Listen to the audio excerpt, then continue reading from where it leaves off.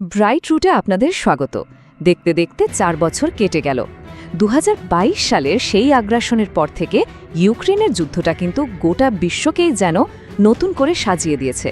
তো আজকের এই বিশ্লেষণে আমরা ঠিক এটাই বোঝার চেষ্টা করব, এই দীর্ঘ লড়াইটা এখন ঠিক কোন পর্যায়ে আছে আর এর প্রভাব মানে গ্লোবাল ইম্প্যাক্ট ঠিক কতটা গভীরে পৌঁছেছে। শুরুতে র্যান্ড কর্পোরেশনের একটা বেশ ভয় ধরানো কথা শোনা যাক। তাদের বিশ্লেষণ যা বলছে তা হলো যুদ্ধবিরতি হলেই যে শান্তি আসবে তা কিন্তু নয়, বরং এটাই হয়তো ইউরোপকে ঠেলে দেবে আরও অনেক বেশি বিপজ্জনক। এখন থেকেই কিন্তু বোঝা যায় যে এই সংঘাতের ক্ষত আসলে কতটা গভীর। আচ্ছা, এই পুরো ছবিটা পরিষ্কারভাবে বুঝতে আমরা কয়েকটা ধাপে এগোবো। প্রথমে দেখব এক নতুন বিপজ্জনক যুগ বলতে ঠিক কী বোঝানো হচ্ছে, তারপর জানব ভয়ঙ্কর আকাশযুদ্ধের কথা, দেখব সাধারণ মানুষের উপর এর কী প্রভাব পড়ছে, ইউরোপ কেন ঐতিহাসিকভাবে নিজেদের আবার সশস্ত্র করছে, আর সবশেষে এই যুদ্ধক্ষেত্র থেকে কি কি গুরুত্বপূর্ণ শিক্ষা পাওয়া যাচ্ছে। তো প্রথম পয়েন্ট, এক নতুন বিপজ্জনক যুগ। দেখুন, এই যুদ্ধটা ইউরোপের নিরাপত্তার যে পুরনো ধারণাগুলো ছিল সেগুলোকে একেবারে ওলটপালট করে দিয়েছে। এখন আর হয়তো আগের মতো তীব্র লড়াই নেই, কিন্তু তার জায়গায় তৈরি হয়েছে এক দীর্ঘস্থায়ী থমথমে উত্তেজনা, যেখানে রাশিয়া আর ইউরোপ দুই পক্ষই যেন নিজেদেরকে আরও শক্তিশালী করার এক মারাত্মক রেসে নেমে পড়েছে। যুদ্ধক্ষেত্র এখন বলতে গেলে এক ভয়াবহ অচলাবস্থায় আটকে আছে। হ্যাঁ, এটা ঠিক যে রাশিয়া ইউক্রেনের প্রায় 5 ভাগের 1 ভাগ এলাকা দখল করে রেখেছে, কিন্তু ইউক্রেনের যে অদম্য প্রতিরোধ তা তাদের বড় ধরনের কোনো পতন থেকে বাঁচিয়ে দিয়েছে। ফলাফল, এই সংঘাত এখন এক অন্তহীন পরীক্ষার লড়াইয়ে পরিণত হয়েছে। মাটিতে যখন লড়াইটা একরকম থমকে গেছে, ঠিক তখনই আকাশ হয়ে উঠেছে এই যুদ্ধের সবচেয়ে ভয়ঙ্কর জায়গা। একদিকে রাশিয়ার লাগাতার আকাশ হামলা, আর অন্যদিকে ইউক্রেনের আকাশ বাঁচানোর এক মরিয়া চেষ্টা। এই যুদ্ধের চতুর্থ বছরের এটাই বোধহয় সবচেয়ে বিধ্বংসী চিত্র। শুধু সংখ্যাটা একবার দেখুন, 56,700। হ্যাঁ, এটাই হলো 2025 সালে সাধারণ মানুষের উপর রাশিয়ার চালানো আকাশ হামলার আনুমানিক সংখ্যা। ভাবা যায়, মানে মাত্র 1 বছরে হামলা বেড়েছে 4 গুণ। আর এই হামলার বেশিরভাগই করা হয়েছে দূরপাল্লার ঘাতক ড্রোন দিয়ে।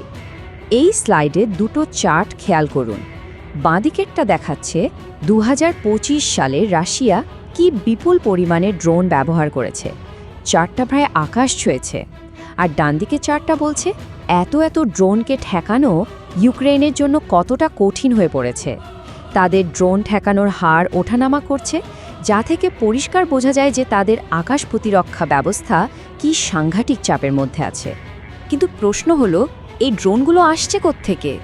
এখানেই একটা অবাক করার মতো ব্যাপার আছে। এই যে গ্রান 3 ড্রোনটা দেখছেন, এটা রাশিয়ার একটা নতুন মডেল, কিন্তু এর ভেতরে থাকা বহু জরুরি পার্টস আসছে পশ্চিমা আর চীনা কোম্পানিগুলো থেকে। এত সব নিষেধাজ্ঞা সত্ত্বেও এই গ্লোবাল সাপ্লাই চেইন কীভাবে যুদ্ধটাকে জিয়ে রাখছে, এটা তার জ্বলজ্জন্ত প্রমাণ। আকাশের এই ভয়ঙ্কর লড়াইয়ের সবচেয়ে করুণ শিকার হচ্ছে সাধারণ মানুষ। চলুন এবার যুদ্ধের সেই মানবিক দিকটা দেখি। সাধারণ নাগরিকদের ওপর এর কী প্রভাব পড়েছে, আর এই 4 বছরের লড়াইয়ে ইউক্রেনের অবকাঠামোর কী হাল হয়েছে। জাতিসংঘের মানবাধিকার অফিসের তথ্য বলছে এখন পর্যন্ত অন্তত 15,172 জন সাধারণ মানুষ মারা গেছেন। আর এটা কিন্তু শুধু যাচাই করার সংখ্যা। আসল সংখ্যাটা যে এর চেয়েও অনেক বেশি তা সহজেই অনুমান করা যায়। এই সংখ্যাটা আমাদের যুদ্ধের সবচেয়ে নির্মম সত্যিটা মনে করিয়ে দেয়। রাশিয়া কিন্তু খুব পরিকল্পিতভাবে ইউক্রেনের পাওয়ার গ্রেড মানে জ্বালানি অবকাঠামোর উপর হামলা চালিয়েছে। এর ফল কি হয়েছে? দেশটা তার যুদ্ধের আগের বিদ্যুৎ উৎপাদন ক্ষমতার প্রায় অর্ধেক মানে 50% হারিয়ে ফেলেছে। এর মানে হলো হাড় কাঁপানো শীতে লক্ষ লক্ষ মানুষকে ঘন্টার পর ঘন্টা দিনের পর দিন বিদ্যুৎ ছাড়া কাটাতে হয়েছে। জাতিসংঘ কিন্তু এই যুদ্ধে আন্তর্জাতিক আইন লঙ্ঘনের ভুরি প্রমাণ পেয়েছে। আর এগুলো কোনো বিচ্ছিন্ন ঘটনা না, বরং একটা ভয়ঙ্কর প্যাটার্নের অংশ। যেমন ধরুন, রুশ কর্তৃপক্ষের হাতে বন্দীদের উপর ব্যাপক আর পরিকল্পিত নির্যাতন, ধরা পড়া ইউক্রেনীয় সেনাদের মেরে ফেলা, যৌন সহিংসতাকে রীতিমতো অস্ত্র হিসেবে ব্যবহার করা, এমনকি দখল করা এলাকা থেকে সাধারণ মানুষকে জোর করে সেনাবাহিনীতে ঢোকানো হচ্ছে। এই সব ধ্বংসযজ্ঞ দেখে পুরো ইউরোপ যেন একটা নতুন বাস্তবতার মুখোমুখি হয়েছে। এই যুদ্ধটা কিভাবে পুরো মহাদেশকে এক ঐতিহাসিক পুনঃসামরিকীকরণের দিকে ঠেলে দিয়েছে, চলুন সেটা দেখা যাক। এমন একটা পরিবর্তন যা কিনা কোল্ড ওয়ার শেষ হওয়ার পর থেকে কেউ ভাবতেও পারেনি। এবার চারটা দেখুন, একেবারে পরিষ্কার। ইউরোপের ন্যাটো দেশগুলোর প্রতিরক্ষা খাতে খরচ কী পরিমাণ বেড়েছে। 2024 সালে এই খরচ প্রায় 30% বেড়ে দাঁড়িয়েছে $454 বিলিয়ন। এই বিপুল পরিমাণ টাকা ঢালার একটাই কারণ, ইউরোপের দেশগুলোর নতুন হুমকি সামলাতে তাদের সামরিক শক্তি বাড়াতে এখন বদ্ধপরিকর।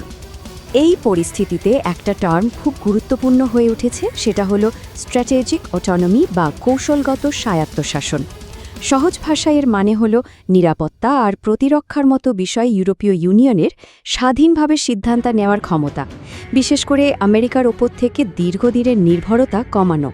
এই যুদ্ধটা ইউরোপকে আরও স্বাধীন একটা ভূরাজনৈতিক শক্তি হওয়ার দিকে এগিয়ে দিচ্ছে। সব শেষে এই ধ্বংস আর হতাশার মধ্যেও কিছু শেখার আছে। চলুন এবার আলোচনা করি সেই শিক্ষাগুলো নিয়ে যা সরাসরি যুদ্ধক্ষেত্র থেকে উঠে এসেছে। প্রতিরক্ষার টিকে থাকার লড়াইয়ে এমন কিছু নতুনত্ব এসেছে যার গুরুত্ব কিন্তু বিশ্বজুড়ে। এই স্লাইডটা কিন্তু দুটো একেবারে আলাদা চিত্র তুলে ধরে। একদিকে দেখুন ইউক্রেন, তারা তাদের ডিফেন্স প্রোডাকশন বাড়িয়েছে, ভাবুন একবার 50 গুণ।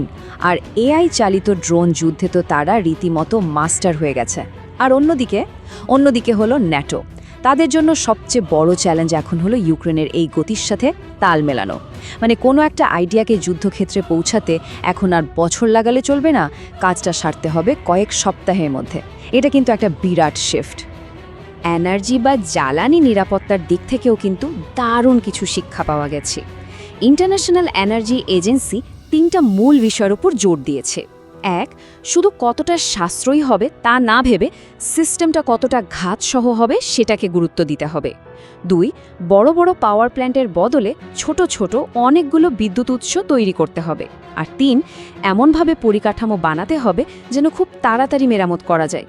ঠিক এই পথেই ইউক্রেন তার পাওয়ার গ্রিডকে নতুন করে সাজাচ্ছে, যাকে টার্গেট করাও কঠিন আবার মেরামত করাও সহজ। তো সব মিলিয়ে বলা যায় এই যুদ্ধ ইউরোপকে একটা নতুন রূপ দিয়েছে, আর জ্বালানি ও প্রতিরক্ষার ভবিষ্যৎ কেমন হবে সেটাও ঠিক করে দিচ্ছে। কিন্তু আসল প্রশ্নটা হলো, এই যে এত বেদনাদায়ক অভিজ্ঞতা, এত শিক্ষা, এগুলো কি পরবর্তী কোনো বৈশ্বিক সংঘাত আটকাতে পারবে? এই প্রশ্নটাই ভাবনার জন্য রইল।